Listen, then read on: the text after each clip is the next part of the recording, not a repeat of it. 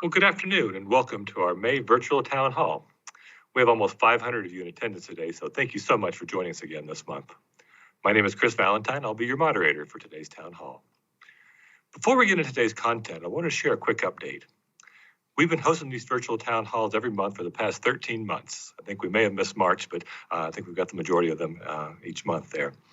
We will not have town halls in June and July, knowing that our students and our faculty generally take the summer off. So we will, however, be communicating these updates electronically. So keep an eye on your email every month for an update from the Chancellor about what's going on here on campus. Of course, if an emergency comes up, as the pandemic did last year, we'll be sure to jump back into hosting these live events to keep everyone up to date with the latest information. So let me share a quick overview about today's town hall. As always, we'll open our town hall with a short campus update from Chancellor Reddy. And then Stephanie Rose Spalding, our Interim Associate Vice Chancellor of Equity, Diversity, and Inclusion, will provide a short update on our EDI efforts. And then we'll open up for our Q&A with our panelists. Joining Chancellor Reddy and Stephanie Rose Spalding on the panel will be Provost Tom Christensen, Vice Chancellor for Administration and Finance, Chuck Litchfield, Vice Chancellor for Student Affairs, Carlos Garcia, Assistant Vice Chancellor for Health and Wellness, Stephanie Hannenberg. If you're tuning in this afternoon and have a question, we encourage you to submit your question through the link at the bottom of your screen. Of course, we'll address as many of them as we can at the time permitted. And as always, we'll include a summary of the answers and frequently asked questions in this week's communique. As always, I ask for your patience with any technology challenges. Just last month, we had a little glitch right at the start of the show, but I appreciate everyone sticking with us. So we'll do our best to get back online as quickly as possible if something happens to come up. So with that, let's start our program. So I'd like to introduce Chancellor Venkat Reddy. Chancellor?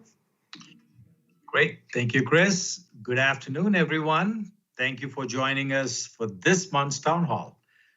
Although we saw each other just 2 weeks ago, we do have several updates I would like to share with you. A special welcome to Regent Heidi Ganal and Senior Vice President Leonard Diniger from the CU system who are joining us today. First, I'd like to acknowledge the news we received Monday. President Kennedy is working with the CU Board of Regents on a transition plan for his departure in the next few months. The board has assured us that they'll move quickly to determine the next steps. We will share the details on these next steps as soon as we have them. Please allow me to thank President Kennedy for the significant support he has provided to our campus over the last 2 years. Well, coming back to our campus, we have lots to share regarding the fall semester. I'd like to highlight some points from our return to campus planning. As you saw in the last week's memo about staff work guidance, we're beginning to consider loosening some of the COVID-19 restrictions we put in place about a year ago. To be able to serve our faculty and students when they return to campus for the fall semester, our goal is to fully implement our plans for fall work and returning to campus by August 2nd, 2021. So we have provided guidance to staff supervisors to help them decide how to create the best work environment for their staff in this time of transition. We are encouraging flexibility, but we also need to make sure we're not detracting from the student experience at UCCS.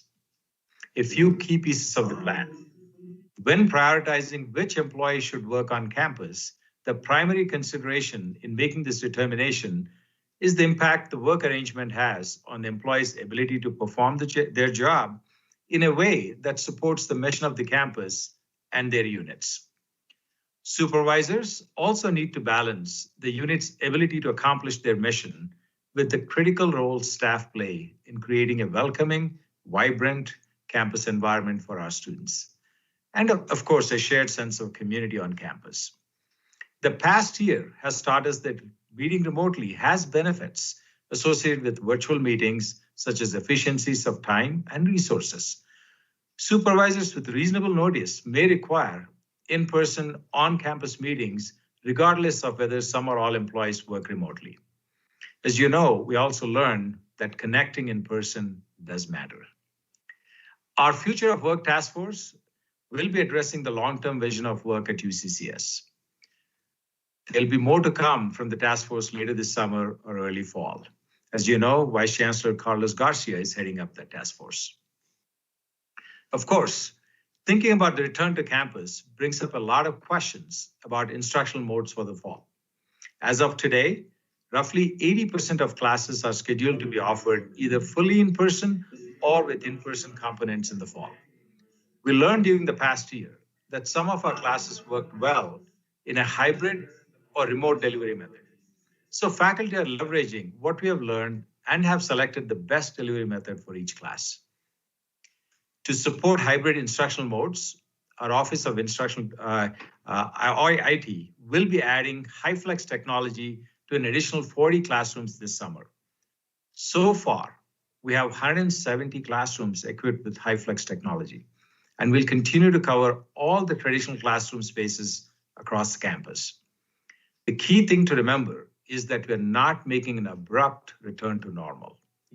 The fall will be a time of transition for all of us.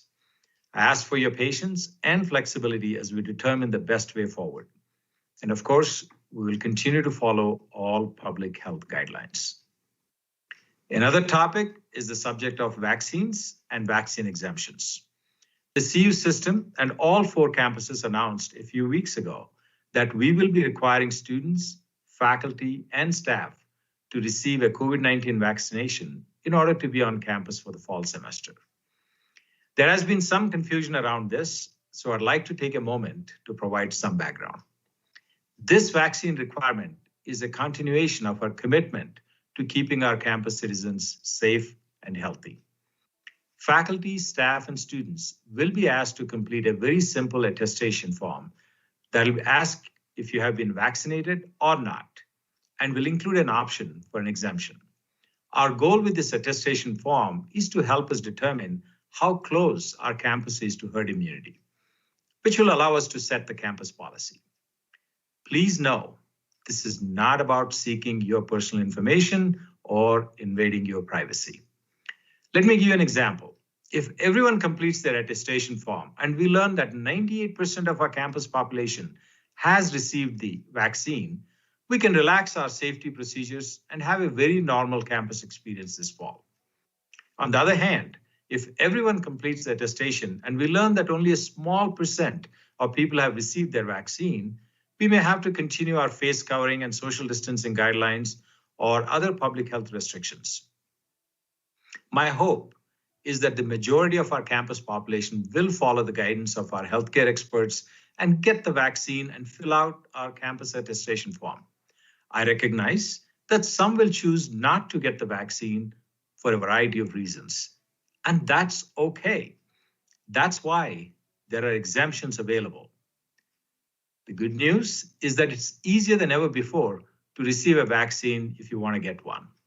Throughout the summer, we'll be offering opportunities for students, faculty, and staff to get their vaccine on campus.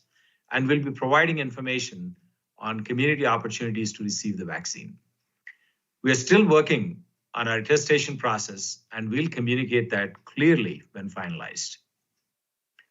Ultimately, it'll be a simple electronic form, just like your UCCS wellness check when you come to the campus, that you'll fill out, and that'll then be routed to a database that meets all current privacy requirements. I do want to give a shout out to Stephanie Hannenberg and her team for doing a phenomenal job in helping our campus through this entire vaccination and wellness process. As I mentioned last month at the April Town Hall, you'll be seeing a bonus reflected on your paycheck. Beginning July 1st, classified staff will receive a 3% state mandated increase to their annual salaries. And on their July 30 paychecks, faculty and university staff will receive a one-time bonus equal to 1% of their annual salaries or 2% of their half-year salaries. This is just a way to say thank you for the incredible work you've done over the last year. As a final small note, I wanted to give you an update on the new CRM or Constituent Relationship Manager that we're implementing for the Office of Admissions.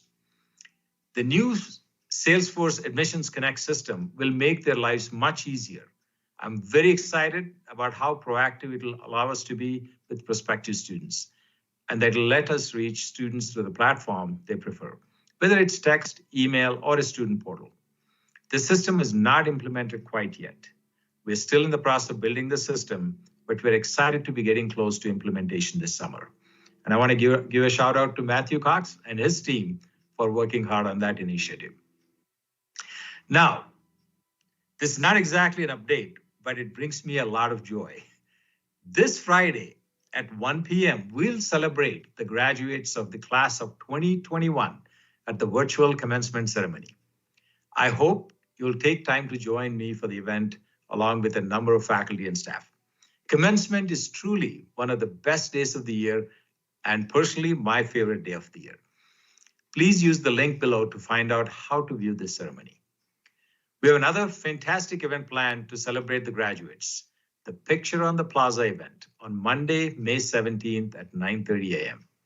This is the first time in decades that we're offering an outdoor graduation celebration on the campus. And there is an opportunity for you to engage with the event as well. Faculty and staff are all invited to be part of the Walk of Applause. Graduates will walk down the pedestrian spine from the University Center to the marble mountain lion statue in El Pomar Plaza. After they receive their diploma jacket, get their name read, and take a photo, they'll walk through a line of faculty and staff cheering them on. We have 570 students signed up to participate and nearly 170 faculty and staff members. I sincerely hope you will consider joining me there. It is sure to be a very special event. Now, we're not just celebrating students, we're also celebrating the hard work of faculty and staff for the last year. Before we transition to the next part of our town hall, I have a quick story I want to share with you. The other night, I was celebrating the graduation of the class of 2021 Kane Scholarship recipients. There, I met a student whose story really stuck with me. The student's name is Matthew. Matthew is a senior and mechanical engineering student with a minor in aerospace engineering. Matthew shared with me that the pandemic has affected some of the most pivotal parts of his college career, including his job search this spring. Yet, he continued to work hard and be persistent about his goals. He has just landed his dream job at Peterson Air Force Base. It is something he has wanted for years, and he could not have done it without his education here at UCCS. I share this because it is a reminder that each of our students has a remarkable story. It shows that with hard work and optimism, we can always rise above the challenges we face. And by the way, I do want to give a huge shout out to Andrea Cordova for putting this graduation ceremonies together. So thank you, Andrea. And more importantly, since you have a role to play, you're going to join Andrea and me at the graduation ceremony to cheer Matthew and the incredible graduates at the commencement ceremony. Now, I'm pleased to introduce Dr. Stephanie Rose Spalding, Interim Associate Vice Chancellor for Equity, Diversity, and Inclusion. And Stephanie has done a tremendous job along with a number of folks on the task force, and she is ready to give us some updates on the work of the EDI task force. Stephanie. Good afternoon, everyone. It is such a pleasure to be with you here this afternoon and just to hear the wonderful updates of our campus. I'm grateful to also be able to share the updates from our office. In February of 2021, Chancellor Reddy, along with the Office of Equity, Diversity, and Inclusion, convened a diverse body of students, faculty, and staff to serve as a task force on EDI. Those members include Alex Baker, Juan Maria Gallego, Miles Jones, Allison Quintana, Heather Song, Connie Stanley, Lynn Vittler, Rose Walker, Monica Yu, and Jerome Young. I am grateful again for each and every one of them who has contributed to the work of EDI over the past few weeks that has allowed us to move forward. The three specific charges of the task force were as follows: assessing immediate campus EDI needs and concerns, advising the Chancellor on allocating the presidential DEI funds that we received at the beginning of the year, and advising on the future structure, function, and timeline for a national search for the next leader of equity, diversity, and inclusion here at UCCS. The task force has diligently pursued its charges with the following results. Charge 1, assessing immediate campus EDI needs and concerns. After conducting over 40 targeted and general listening sessions, one of the most frequent refrains from campus members was the need to rebuild trust from the most senior positions that EDI at UCCS is truly valued and not simply tokenized. For many campus stakeholders, elevating the role of the campus's Chief Diversity Officer, providing more FTEs to the Office of Equity, Diversity, and Inclusion, and establishing a genuine and permanent budget are potential metrics for achieving greater trust in the investment of EDI for the campus. Additionally, a broad need for training across units was another major theme of immediate concern. While little resistance exists to doing EDI work here at UCCS, hesitation does persist on how to be effective in EDI work. Finally, intentional recruitment and retention of diverse faculty, students, and staff was the final major theme that emerged as an immediate concern from our listening sessions. Charge number 2, advising the Chancellor on allocating the presidential EDI funds. At the beginning of the academic year, President Mark Kennedy awarded each campus in the CU system $1 million to enhance EDI efforts on their respective campuses. One of the immediate usages of funds at UCCS came in the response to students' concerns regarding inclusion and belonging. Subsequently, $300,000 was used to expand and renovate the Mosaic office, which held its ribbon-cutting ceremony on April 29th. The task force subsequently examined the data from the listening sessions and determined that addressing the under-resourced structure of the Office of Equity, Diversity, and Inclusion would be a tremendous benefit to beginning to shift the campus culture around EDI. As a result, the task force has advised that over the next 3 years, $200,000 be utilized to align the Office of EDI's business professional in the office at 100%, instead of their current split appointment to the director, to EDI, as well as the Excel Center. And additionally, to house the director and the work of the Global Intercultural Research Center within the office as well. Next, the task force called upon the UCCS community for proposals that would address expanding EDI efforts in units across the campus. And boy, did you all deliver. We received 51 proposals and have advanced funding about 20 requests with a total award of $300,000 over the next 3 years. Those requests fall in 3 major categories of recruitment, retention, and persistence of both student, faculty, and staff, and about 9 grants were awarded in that area. Additionally, about 7 grants were awarded in cultural and community engagement, and 4 grants awarded in training and education across the campus. Charge number 3, advising on the future structure, function, and timeline for a national search for the next leader of the Equity, Diversity, and Inclusion Office. Over the past 8 weeks, the task force has examined national best practices, system and regional job descriptions, and the unique needs of our campus to develop a draft job description for the next Chief Diversity Officer of EDI at UCCS. This draft description provides recommendations regarding structure and duties that one in this role would best serve our campus. Major highlights of the task force found include the following. They have encouraged that the position be a cabinet level position, moving the Associate Vice Chancellor to a Vice Chancellor position.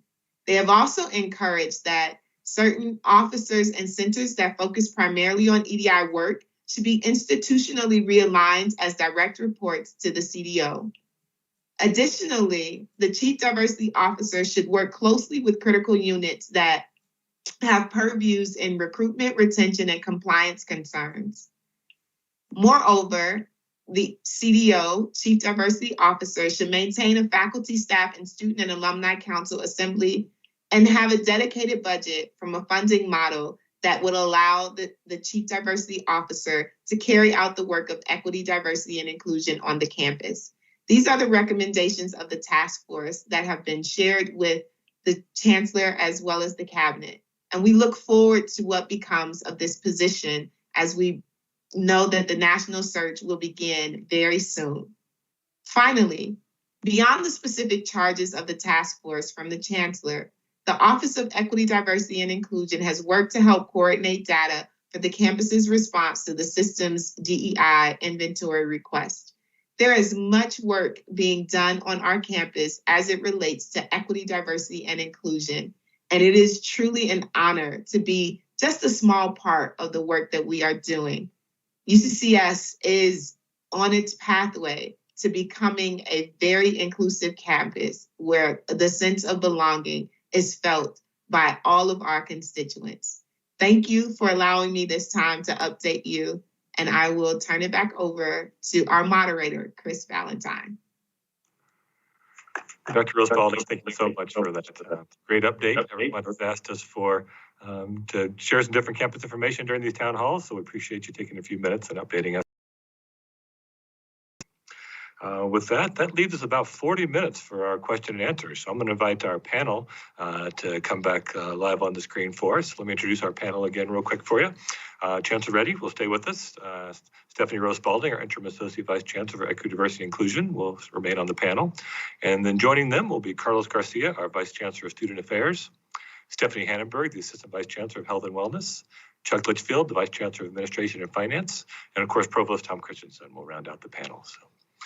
We'll start our panel of questions. We have a number of pre-submitted questions. If you saw in your invitation, folks are invited to submit questions before the town hall here. So we have about a dozen questions that are on the topics I'm sure you're interested in, the vaccine and return to campus and a few others. So we'll cover those first. But if you do have a question, I encourage you to go to the link at the bottom of your screen there and drop a question in there for us. And we'll do our best to get as many of those as we can the time allotted. So any one of the experts here can help with that. So let's dive right in. So I know everyone's curious to hear what's going on campus a little more. So let's start with a question about the vaccine, the COVID vaccine. That's been a discussion point around campus. So Chuck, we're going to start with you with a couple of questions about the vaccine. So the first question for you is, regarding the COVID vaccine requirement, will there be a solid exemption option that are not too arduous so people can actually take advantage of them?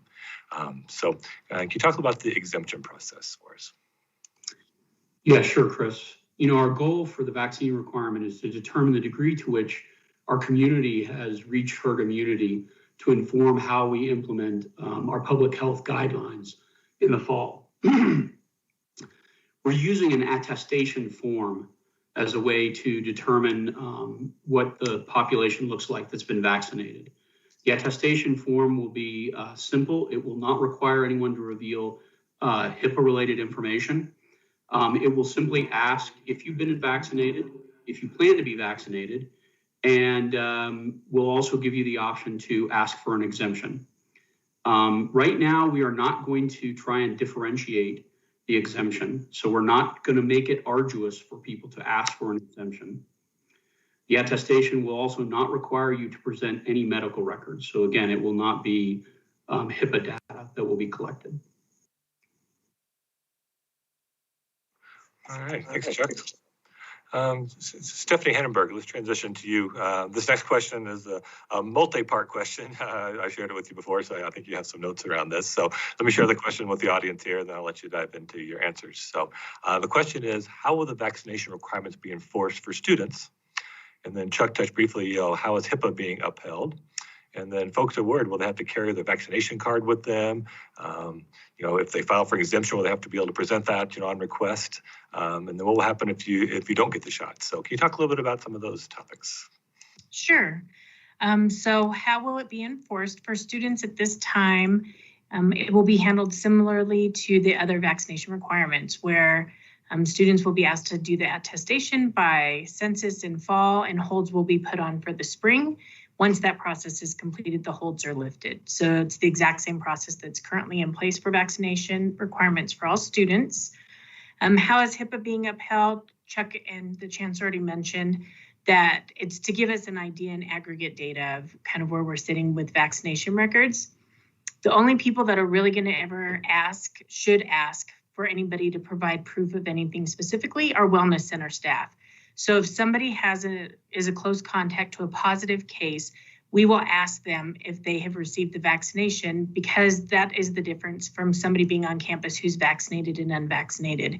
If you've been vaccinated, you will not have to quarantine. You can continue to go to work and school and classes and continue on with your regular routine. You can stay living in your residence hall room. We aren't going to have you move. Somebody who is unvaccinated that cannot provide us with a vaccination document will continue to follow the same guidance that's been in place for the last 15 months, meaning you will not be able to come to campus for any reason. You can't come for work or class, and we will have to move you if you're living on campus to a separate quarantine room. We will not ask people, nobody's going to stop somebody and say, can I see your vaccination record or your exemption? Again, that'll be through the attestation process. So faculty should not be asking the students in the class if they have been vaccinated. Supervisors should not be asking their employees if they've been vaccinated. That is all being run through this attestation process, and the Wellness Center will manage everything just as we have been for the last 15 months. Yeah, thanks, Stephanie, for that summary there. Sure. Chancellor, question for you. So I know this was a large decision to require vaccines across the whole CU system. Can you talk briefly about the groups that were given the opportunity to provide feedback on this decision? How that kind of happened? So, Chris, let me say not just this decision, but pretty much every major decision we've taken on the campus, we worked very closely with the governance groups because they're the representatives of the faculty, the staff, and the students. And we discussed this with them. Of course, the decision was made we made it together at the system level where the entire CU system went with it. And even they informed other higher ed institutions, and many of them also joined in that process. So this was a much, much, much bigger scale thing. Again, I repeat, it's really in the interest of health and safety of our campus citizens. I want to be very clear about this. This is not about privacy issues, but this is really about health and safety. And we did consult with our faculty, staff, and student governances. In fact, you saw that each of those groups sent out support messages to the campus that they're in support of this, of the vaccinations. Thanks, Chancellor. Chuck, last question on vaccines is for now. I'm sure we'll get more questions on vaccines in a minute, but for now, question for you, Chuck. So the question is, will the campus release the percentages of student, staff, and faculty who are granted exemptions to the vaccine requirements? So this person is just curious about, when they return to campus, what the percentage will look like. You mentioned this is a macro decision kind of thing. So talk briefly about how we'll share that information. So we will not share any individual's attestation with the campus. What we will do is we will communicate with the campus about what the population data tells us about how many people have received the vaccine, because we are going to use that to inform how we set our public health guidelines for the fall. And so, as is our culture on the campus, we will be transparent about that population data, but none of the individual data. Chuck, Stephanie touched on this, but can you reinforce this? The question is, are supervisors allowed to ask if you were vaccinated? So can you reinforce that answer? Right. Yeah, we need to really emphasize that. Supervisors will not be allowed to ask whether an employee is vaccinated. However, we may ask supervisors to help us ensure that all of their employees do fill out the attestation, but they don't have to know what's in the attestation. And likewise, instructors in courses will not be allowed to ask individual students if they've been vaccinated, nor will they be able to do a show of hands or anything that would require an individual to disclose what they put into the attestation. Yeah, thanks for clarifying that. I just want to make sure that say it more than once just to make sure it's clear. Thanks. We categorize our questions in different areas here. So we're going to shift to some questions around return to campus. And that's another big area that lots of folks have questions about. So let's dive into 3 or 4 questions about returning to campus. So the first question is for Carlos. Carlos, can you chat a little bit about how will classified staff be impacted with this new work plan? Can you talk briefly about classified staff? Sure, Chris. So the future of work task force will certainly consider the impact of classified staff, just like it will for university staff and faculty. As you know, classified staff will work in academic offices, in the student support departments, and in essential service units.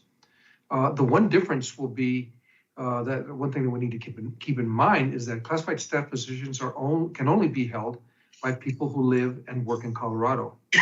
There has been a temporary allowance for classified employees to temporarily work out of state during COVID, but we expect that allowance will end at some point. We'll know more about that as we get closer to the fall semester. Okay, thanks. Chuck, next question is for you. So this one's about air circulation. So this person teaches in the fall in Columbine, which they say is windowless, and none of the windows open in that building. So can you talk briefly what, if anything, has been done to improve the air circulation in Columbine? And you may want to speak to other buildings on campus. And is there a schedule for air circulation improvements? So the circulation is actually critical for COVID virus suppression. And in fact, I think the CDC actually just put out a new report on that. Interestingly, our HVAC systems are actually more efficient at air exchange when windows and doors are shut. And so even last summer, as it became apparent that air circulation may have something to do with the virus, we went ahead and increased the capacity of our HVAC systems in order to try and double the air circulation in all of our buildings that have an HVAC. Many of our new buildings are also already equipped with air filtration systems. And in fact, those air filtration systems are the ones that the CDC has been recommending. In Columbine's case, it has both the MERV 8 pre-filters and the MERV 13 final filters. So for those that are teaching in Columbine, I would tell you that we are doing everything in accordance with the recommended practices with regard to air filtration and air circulation in Columbine. And I will also say that because we've gotten this question, and because the last time we really updated the campus on this was last summer, we will plan to put out a public health announcement as we get closer to fall that outlines exactly this type of air circulation information for all of our buildings so that people will understand exactly how that adds to the layers of our virus protection. Thanks, Chuck, for diving into the weeds there of air circulation and how that all works. I appreciate the update, and we'll look forward to that bigger update later in the year. Provost Christensen, last couple questions in this segment are for you here. So the first question says, I know the task force that Carlos is working on is helping to plan long-term return to work functions, but what can we expect, when can we expect guidance for summer on-campus guidelines, speaking of classes and that type of thing? So we're working on summer right now. I mean, there are aspects of it. If we start with the classroom aspect of it, of course, we had to schedule classes months ago for summer. So summer classes are still being scheduled, assuming that we have social distancing and face coverings. And so we will not find that we will have as many students on campus this summer as we did in a normal summer years ago. Of course, last summer we went fully remote, so we will have more students than last summer. So someplace in between as far as the classroom experience is concerned, but still enforcing at this point the face coverings and the social distancing. Now, as far as the campus in general is concerned, we will, of course, be phasing in, as the Chancellor said, by August 2nd, we are hoping to have more people on campus and more of a campus presence in offices and things like that. Right now, the state mandate for wearing face coverings goes through, I believe it's June 2nd. And so we will continue with our current set of restrictions through June 2nd, but we are hoping to have a new set of guidance out to people shortly after that, if indeed there is a need to change anything or an ability to change anything. That's great. Thanks, Tom. We appreciate that. So we'll transition to, we have a couple questions that didn't fit in one of those two categories. So Chancellor, actually all three questions are for you. So we'll let you step up to the virtual podium here. So first question for you, Chancellor. What potential changes do you envision in enrollment and student composition as a result of the proposed funding of free tuition at the community colleges? Are creative solutions being discussed? So curious about your thoughts on that. Great. So this question did come up in our faculty assembly conversation as well. Obviously, when somebody is competing with a free tuition, that's going to be definitely a challenge for us. But I don't think we should just look at it from that lens. I think at the end of the day, we're all educators. We need more students to pursue higher education. If this gives an opportunity for more students to start going towards higher education, I think that's a good thing for everyone, for our community and for our state and our nation. So I see that as a positive if indeed that happens for the students and for our communities. It also allows more students, if the more students that enter the pipeline, those students would come to UCCS maybe in their senior years. So that means it's going to have an impact on the first and second years, possibly, right? This also means we can continue to strengthen our relationship with community colleges. We can offer concurrent classes so that the students can continue to have that connection with the four-year institution. And also, let's not forget that students don't just come for an education to a four-year university. They're also coming for a rich campus experience. And this is where the growing up happens. The relationships develop. So I do believe that we will continue to provide excellent education. I still believe we are a great value for higher education. And if you look at the higher ed landscape, you have universities offering education at different prices. You got private schools at probably several times the tuition that we charge our students. Students are making choices. So we're just going to continue to up our game and make it a great value for the students to choose us above others. And finally, I'm going to say that if you look at low-income family students, for them, UCCS education will essentially be kind of free because they'll qualify for so much financial aid. So we'll continue to be affordable compared to a community college. So I think we got great faculty and staff. I'm very confident that we're going to come up with lots of creative solutions to address that. Great.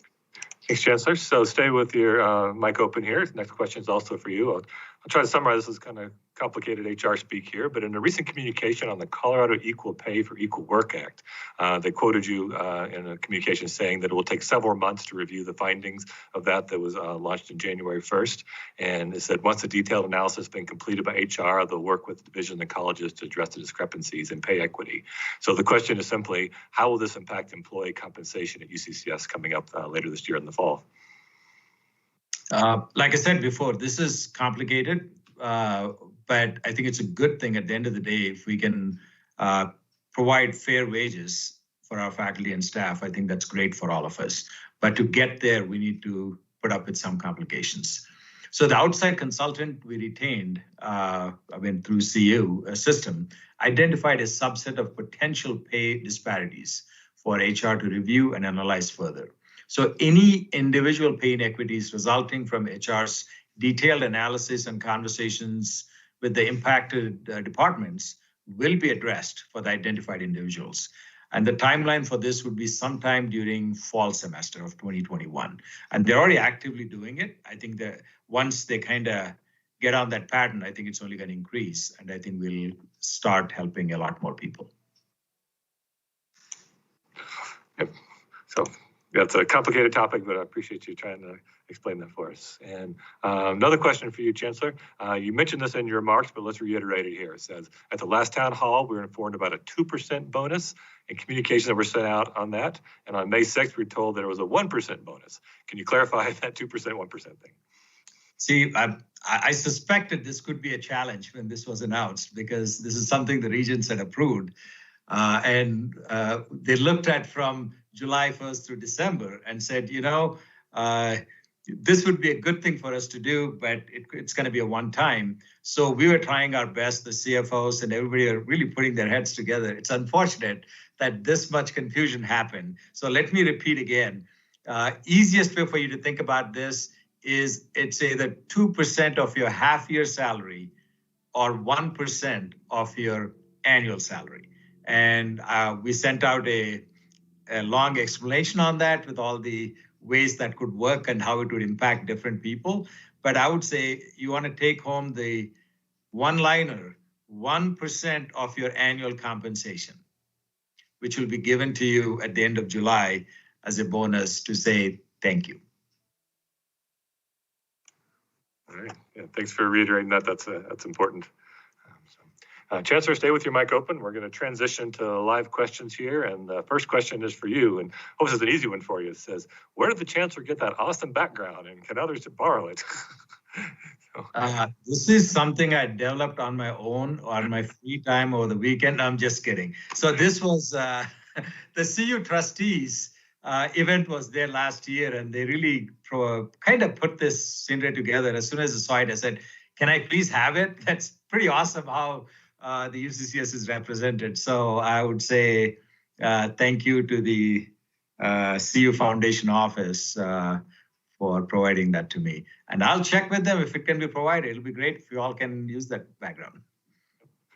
I normally can answer questions, but yeah, I'll work with the Chancellor and the foundation to see if we can get a couple of these and post them on the communique so others can download them and use them. So yeah, they're fun representations. All right. Chancellor, you can catch your breath now and take a break here. Next question is for Provost Christensen. So Tom, question for you. Is the extension until the semester's end for withdrawing from a class going to continue in the future semesters, such as summer and fall?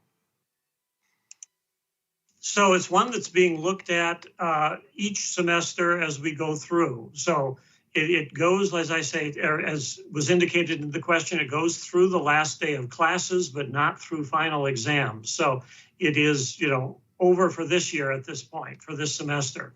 We'll certainly re-examine it and see whether it's necessary in the future. But it is considered to be one of the responses to assist with the pandemic and the uncertainty and the difficulties associated with classes and education during the pandemic. So we'll review it again as we go forward each semester, but there's no guarantee that it will continue each semester. Thanks for clarifying that for us. We're bouncing around here. Well, a question for everybody here. So Chuck, next question is for you. Put your finance hat on for a second. Are there expectations that there will be another grant like the CARES Act over the summer for students? So we will be receiving what is known as HERF-3, the Higher Education Emergency Relief Act, third part, which was approved by Congress right after the Biden administration took over. And we are expecting that funding to come in, and there will be money for student grants, and we will put that information out as soon as that money is received. Perfect, thanks. All right, next question for actually Stephanie Rose Spalding. So in response to your presentation, the question is, has a notice been sent out for those selected for EDI grants and awards? And if not, when will communication go out? Well, Chris, you could have answered that. We are preparing a communique as we speak, and it will go out sometime this week with a list of all of those who are awarded. Yeah, I'm supposed to allow you guys to answer the questions. Otherwise, it'd be boring if I had to answer them all. So, all right. Next question is for either Stephanie Hannenberg or Chuck. So the question is, we summarized, we received multiple questions about the emergency use status of the COVID-19 vaccine. And faculty and staff are seeking some guidance on how to respond to students and parents asking about the legality of requiring a vaccination that has not yet been FDA approved. So Chuck, you want to start? Maybe Stephanie have some thoughts to weigh in on that one? Yeah, sure. I'll start, and then and Stephanie can pull me back up. We recognize that if the FDA had already approved these vaccinations, that we might follow protocols much as we have for students with the MMR. But as you heard the Chancellor talk about in his remarks, and I think what you have heard from many experts in the sciences, in the medical fields, the vaccination is effective and it's safe. And it is a key component to defeating this virus once and for all, and giving us the opportunity to get back to some idea of a pre-COVID lifestyle or campus experience. We do expect that the FDA will move through a process to approve the vaccine and take it out of the emergency status. The emergency status does have some legally binding issues with regard to how it can be required. We've considered those in coming up with our attestation, And our legal department informs us that the attestation does not violate or conflict with the emergency authorization. And I guess all that I could add to that is that I've been on quite a few calls with the CDC over the past year, and one most recently with the director of the CDC, Dr. Walensky, and there is a lot of confidence in the vaccine and that it's going to get FDA approval by the fall. There has been a lot of research. There was a lot of research in the development of vaccines using the method that they used, which is why it was able to move along quicker, which I know has been some of the concern around this. But research had been being done for years prior to this vaccine being created. So I think that I use the CDC for guidance a lot, and the researchers that are behind this are very confident that it will receive full approval. Thanks. That's a complicated topic, so I appreciate you. So for our viewers, we have about 15 minutes left, and we're getting towards the end of our questions. So if you have a question at all, please drop that in the link below so we can get to fill the full hour with your questions here. But we do have a handful more, but we do have time for more questions, so please go. So Chuck, more questions coming your way. You wear a lot of hats between finance and being incident command leader here. So this one talking about the privacy of the vaccine attestation form. So if the vaccine attestation forms are electronic, will names and information be disassociated with the submission? So talk about the privacy a little bit on that. Yeah, well, and so whoever asked that question knows a lot about what we have to do when we put these into electronic form. So I will tell you right now that is exactly our goal, right, is to make sure that the attestation form complies with the Privacy Act and that we can store the data in a way that will ensure that it is protected and private. And so the security of the forms right now is the thing that we are working through. We're getting some help from the system UIS on that. And it is really our top priority is making sure that, we can use this for metadata, but that individuals' privacy and the individual data will be protected. Yep, thanks for covering that one. I'm going to start this next question with Provost Christensen, but Carlos kind of addressed this a minute ago with classified staff, so maybe a little confusion here. So let's see if we can unpack this one a little bit. So it says, does the HR requirement that out-of-state staff will no longer be allowed to work at UCCS starting in January without chancellor approval include faculty and adjuncts? And when will further guidance be issued for managers? So I think Carlos, you made a comment about classified staff, but Tom, do you want to start with, does that apply to faculty and adjuncts being able to live out of state? So we certainly have had online instructors who are out of state even prior to the pandemic. So my assumption is that those people would still be allowed, those faculty and faculty adjuncts would still be allowed to live out of state and teach online for us if that is the nature of their job. And I'm not sufficiently familiar with the HR rules on the staff to be able to comment on that. The comment that I made about employees having to live in Colorado is strictly for classified employees, and that is by state statute.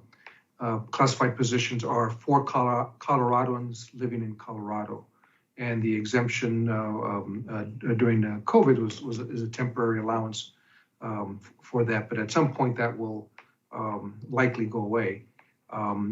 Do I know whether it's January 1st? No, I do not, because that's all governed by the state personnel system. But university staff, there'll be discussions around that on what university staff can work remotely and which ones cannot. And that's all part of what the Future of Work Task Force is working on. And it's all part of the information that we're working on for the fall as well, because we need to have good information by August 2nd, as the Chancellor and Chuck mentioned, to make those determinations. So, Chris, just to add on to that, I think this is a new territory for all of us.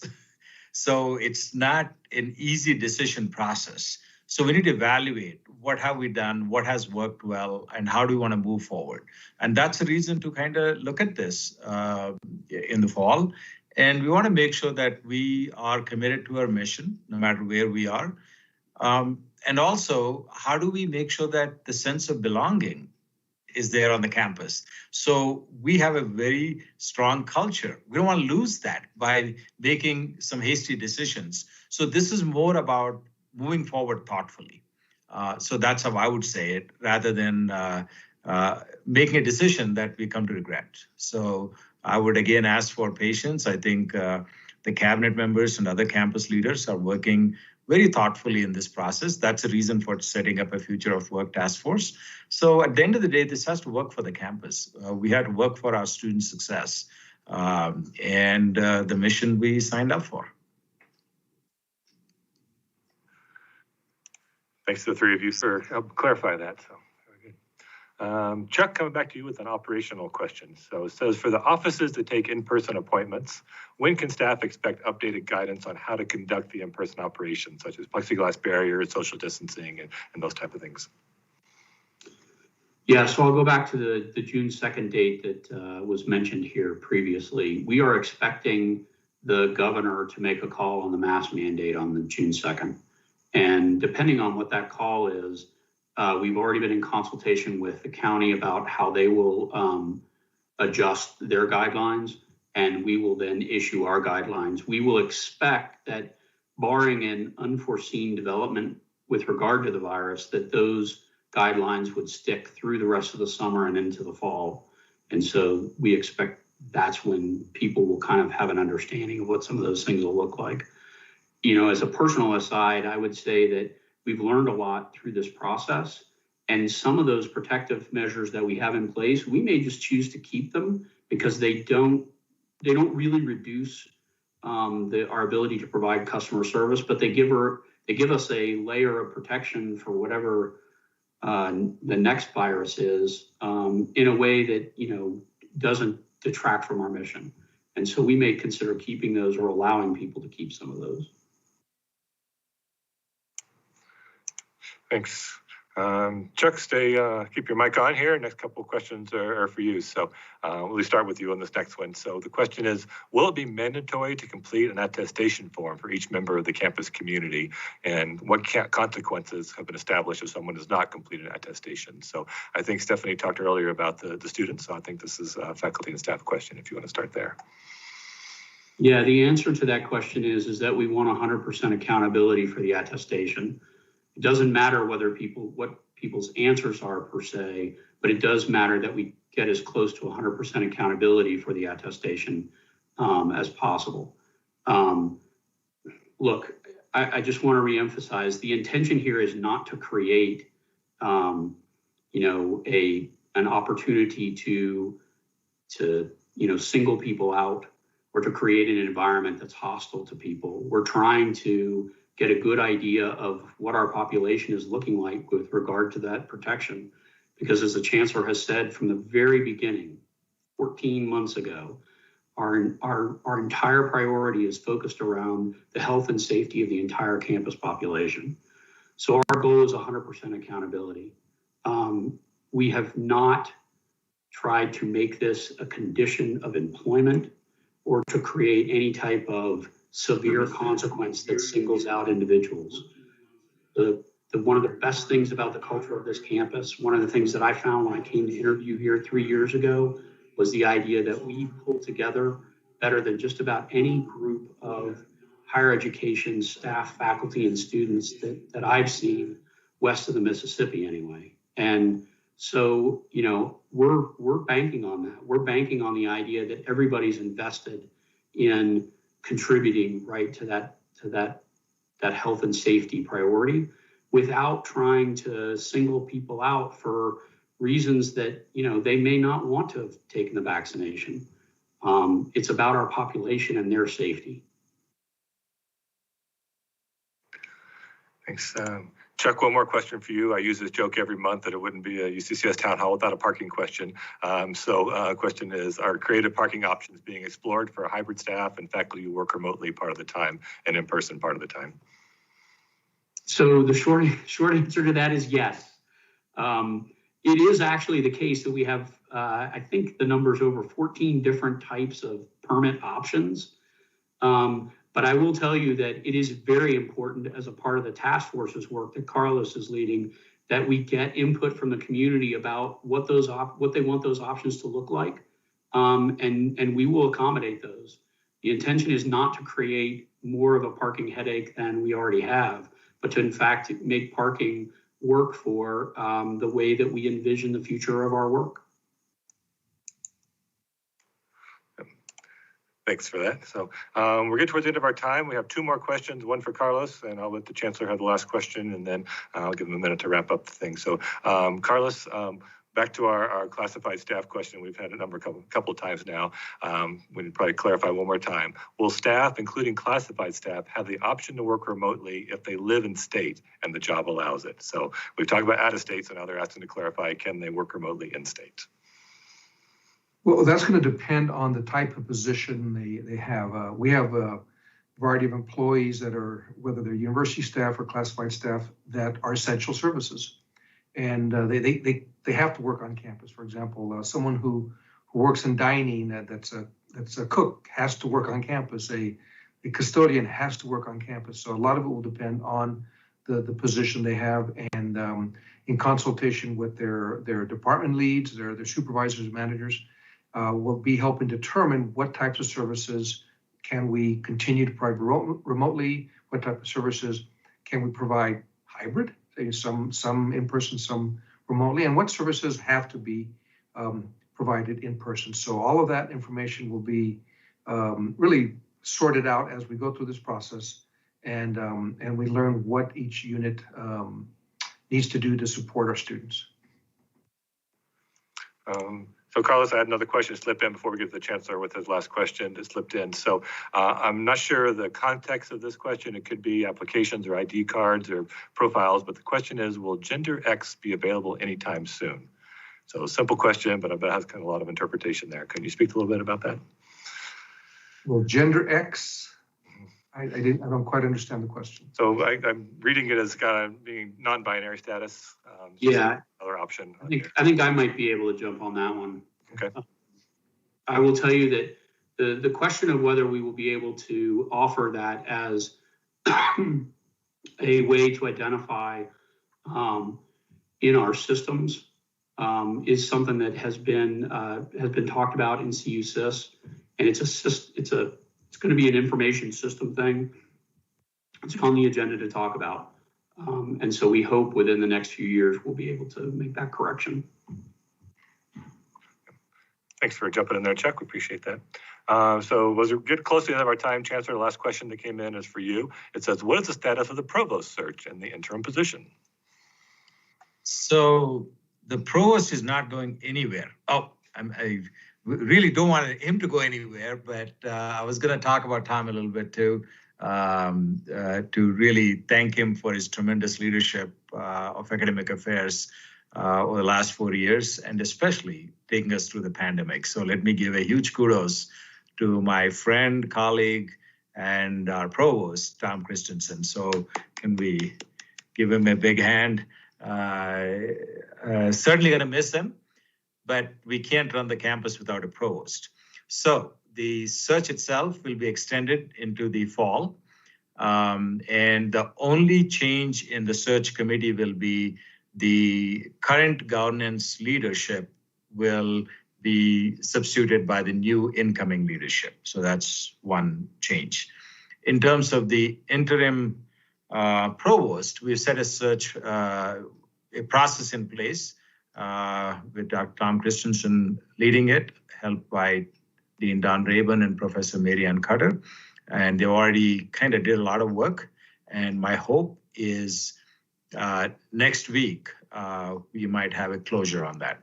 So no matter what, even if I miss next week, sometimes you shouldn't make those promises. The new provost, or new interim provost, will take charge in July. So we do have some time, but my hope is to inform the campus as soon as possible. I'll ask Tom if he wants to add anything to it. No, that sounds complete to me. All right. Well, my clock says 2:59. We're scheduled 3 o'clock, so I'm going to turn this over to Chancellor Reddy for a few closing remarks. So, Chancellor. All right. You can never say enough thank yous. So I just want to say thank you to all of you. Without your help, we couldn't be navigating these tough times. I do want to thank our governance leaders, David Weiss, Alex Baker, and Aiden Meadows, for helping us navigate our campus probably through one of the most difficult times in the history of the UCCS. And they kept all those groups well functioning, running, informed, worked really well with all of us, with me, the cabinet members. So I just want to say thank you. You provided tremendous leadership. And I'm looking forward to working with David Moon, Sarah Long, and Emily Gregory in the coming year. And so the challenge continues, but I do see the light at the end of the horizon. So I'm looking forward to our virtual commencement this Friday. So please be there. I know a lot of people have been working really hard to make this event as special as possible. Then I also look forward to seeing many of our graduates on Monday for our Picture on the Plaza event. So I'm thankful that we're able to hold this event to allow our graduates the opportunity to capture this very special moment. And looking towards the summer and into the fall, like I said, I can see us return to some of the activities that bring us joy, traveling, seeing friends and family, spending time together in person.